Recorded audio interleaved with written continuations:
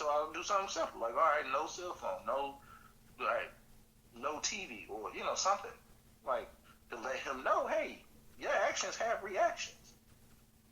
And we live in a society now where everybody feel like their actions don't have reactions, or they shouldn't be, held accountable to this shit. Just like you said, like, people, you want to be seen doing stupid shit, but you don't want to be held accountable for it. Funny story. You remember, which I love her, Lizzo. You remember Lizzo when she was twerking, it was at the Lakers game, right? I heard about it. Okay. Now, like, I love Lizzo. I love her confidence. I am a Lizzo supporter. I will be on record saying I'm a Lizzo supporter.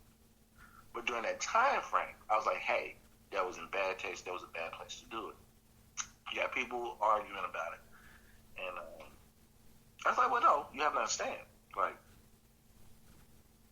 that was just a bad time, bad place for her to do it. Like you did that in your music video. You did that at home on IG, whatever. That's cool. That's you, Like, you're in a public setting and their families, right? Everybody wants to compare it to, well, they got cheerleaders, this. I'm like, okay, let's go back. It's different when it's them. Want to know why? Because it's something that it can be controlled. You know what I'm saying? And if you notice, all of that don't show up on TV, right? Facts. So if you do something out of the blue and you're courtside, like you're not up in the crowd where that could have been looked over. You're courtside, right? Where the cameras usually are. The cameras don't stay on the cheerleaders like that outside of the beginning. Like, you know what I mean? Like, so you just jump up twerking, that's gonna show up. You know what I'm saying? And you want you want to know like little simple cute twerk. It's gonna show up. Now, I didn't have a problem with it. I was like, yo, I just said like, yo, you should have did that. That was it. That was all this. Like not because she a big girl or nothing. I'm like, yo, you shouldn't have did it. And I said that because I was like, when people jump out the window like that, they're not always ready for the backlash that comes with it. And that's what I said. Like, whenever you're searching for attention, right, you better be ready and willing to accept the good and the bad that comes with that. See, you summed it up right there. It wasn't, to me, like, what she did wasn't wrong. It was more about, was she accountable for her actions? Exactly. Which she was. Let me give her credit. She came out and she was like, she was accountable. Because shit, they were trying to say she was banned from the games and everything. Like, I'm like, yo, that's too much. But granted, it's like, yo, you do have to be prepared, or at least be mindful. Like, hey, me wilding out is gonna have some consequences. And if you can't take those consequences, don't do the shit. Facts. Like, you can't take that on your spirit, don't do this shit. Like, like, if you, prime example, right? You go to a party in the midst of all this, right? You know what's going on. You decide you want to go to a party, right? Do you think that you can take standing outside in a line for hours? Not even in the hospital, but you standing outside the mouth, in the aisle, like outside, amongst other people. Some of them people you probably saw at the same party. Facts. Who's sick as hell too. So that party was worth you potentially dying and not seek, like, and you might not even get the health care that you're searching for. Because if you ain't got certain, like, for some hospitals, if you don't have like certain certain issues, like unless you feel like your lungs collapsing, you might not even get in. Mm-hmm. And hell, the hospitals keep telling y'all, look, we don't have enough of this. We don't have enough of that. We don't have ventilators. We don't have enough hands on deck. Like, and let's be honest, you got people quitting these jobs. Do you honestly think that every nurse, every doctor is coming in and they don't fall into the category of having some type of underlying health issues? Nah. You got doctors who got diabetes. You know what I mean? You got nurses with heart issues.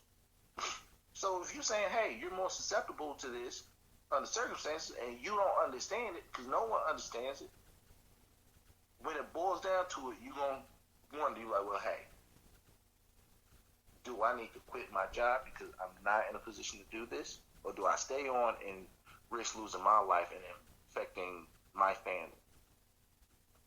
And when you think about it, you don't think about how heavy that shit is until it finally hits. Like, oh wait, trying to help you stupid motherfuckers can kill you. Yeah. Like, it's different when you just helping people.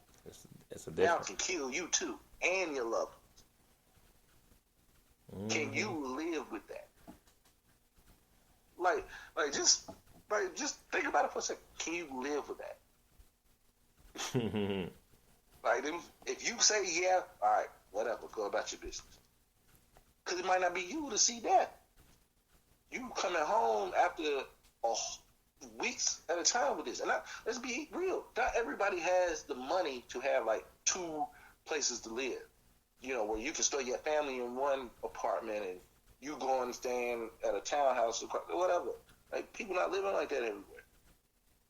You got people that's coming home to grandmama and them that's living with them, you know, babies that was probably born with a couple issues. Like, there's a lot of stuff going on. Accountability. Can you be held accountable for it? If you're not somebody who think they're gonna be held accountable for it, you don't see how you can impact that. You need to be indoors anyway, because you don't get how the world works. You don't get how life works. You need to be indoors. At least if you were accountable and you had to still do some stuff like this, at least you would know how to manage. You know what I'm saying? Like, you know, all right, let me come in, let me scrub down before I see anybody touch anything, blah, blah, blah. You would know that part. You have people that don't care. Simple as that. And they don't want to... President Trump, he does something, and I always wait. He loves to blame President Obama for whatever issue. But whatever issue pops up, and at first it was predictable. At first it was predictable. We see this all the time. Then it got to a point where it just got sad. It's like, bro, come on. You know, like, this wasn't going on with him. Like, you came in, you decided you wanted to get rid of the quarantine prevention. No, not the quarantine, but who was it? The team he got rid of. I remember everybody's like, I don't think that was a good idea. It was the pandemic. I'll think about it later. Yeah, I remember, but like, yo, you can't come in making moves like that and then be surprised. Yeah. I'm not even touching bases on conspiracy theorists anyway. I'm one of the people. Do I believe it's a conspiracy behind it? I do. Like, I think it's very real. I mean, do I think it's very real? It's very real, but I also think it's attached to a couple conspiracies. Mm-hmm. And I'm not. You can call it stupid, whatever. Like, I don't care. But when you actually start breaking stuff down, I believe the timing for anything, right, will always generate questions. Not just the happening, but because I feel like a lot of people in power, right, if you're smart, or if you don't even have to be all the way smart, if you're just simply calculating, right, you can see early what this does, right? So if you can see this happening early, why would you not try to get a head start on it? Hey, bro, I don't talk bad about people. I don't want to give him too much attention, but he just like one of those people we've been talking about. Yeah, like, he just one of those. Nobody wants to, man. He wants to be seen. See, attention seeking. He wants to be loved, like that.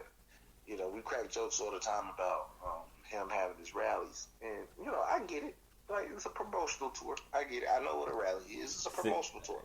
You want to go out into the world and make sure you got people that still like you. Yeah. Uh-huh. Like, all right, let me travel to because you're not saying anything significant. You just want to make sure that you got people that still support you. Yeah. Because you're probably not confident in the decisions you're making on a day-to-day basis. Mm-hmm. Or somebody like him who's always which I'm going to give him credit. He's always in tune with the news and the media because he's a numbers guy. I'm not saying he's a good numbers guy, but he's a numbers guy in regards to how many people love me. how many people are happy with the decision I made? Mm-hmm. And if he has a number suitable for him, it don't have to be the greatest number. It's the number that he can be okay. He's gonna respond accordingly. Yeah. He's gonna tell you that everything was great. He's gonna make up words like big. He's gonna say stuff to cater to that. And you got people who's gonna believe it because they're only gonna receive news for something that actually supports him. It's hard to receive news from something that does not support him. You know what I'm saying? If that's somebody you support, because you have to believe in that. Think about it. You got a lot of people who they can't imagine a world, right, where they're not at the top of the food chain. You got people that's like that. I'm not saying every Trump supporter is like that. I'm not saying that. Oh, yeah. I'm saying there's a group of Trump supporters who are like that. Yeah, it's people like that, my period. question, like for real, like, and this is my question. Not even, I don't want to turn this into a dig at Trump. I don't. But my question is, what after him? You know what I'm saying? Like what after him? Mm-hmm. What happens if, we get a? Don't get me wrong. I think the next president's gonna be an old white man. Gotta be. You gotta hit the reset button, bro. But I'm saying, just let's go back. What if we were to get a Latina? You know what I'm saying? Or what if we were to get an Asian president? Or, just... They ain't gonna be Chinese. Just let's go out of the norm for once. What if? It ain't gonna be a Chinese man. I know that. But think about what they could have done. What was the last guy who was running? He was actually solid. Mm-hmm. You know what I'm saying? So it's like, you think about some stuff like that, you really wonder, like, how could you guys deal with that? And I think a lot of the world couldn't. Mm-hmm. Like, I think you scrape the bottom of the barrel out of fear. But remember, and I want to be on record saying this, I didn't think either party was suitable to be president at the time. Yeah. Hillary or Donald. I said something, I was like, when I voted, it was probably one of the, I felt disgusting. I was like, I felt so disgusting. I was like, I don't like that feeling. And I said that. I was like, if the next go around, right, I feel as disgusting voting, I'm probably just not gonna vote. And I'm an advocate for voting. Mm-hmm. But that's the thing. I'm like, I would feel better about Donald Trump if I felt like he was one of those, hey, I dropped the ball on this type of people. I would probably I ain't gonna say, I would probably take up one. I would say that. Like, he makes it hard to take up. You know what I mean? Because I'm not a supporter. I've never been a supporter. And it's not just to him. I've never been a Donald Trump fan. Mm-hmm. Nelly shouts him out in one of my favorite songs ever, Country Grammar. I'm not a Donald Trump fan. He's in one of my favorite movies ever, Home Alone 2. Still not a Donald Trump fan. You know what I'm saying? Like, he's been on WWF. I've never been a Trump fan. Uh-huh. Look, Chicago is one of my favorite cities. Not a Trump fan. So it's like, I've just never been a fan. Nothing against the man personally. I was never on his way. Yeah. Never watched the episode of The Apprentice. Nothing. I was never into him and any promising black man. I get it. It's cool that you want to see him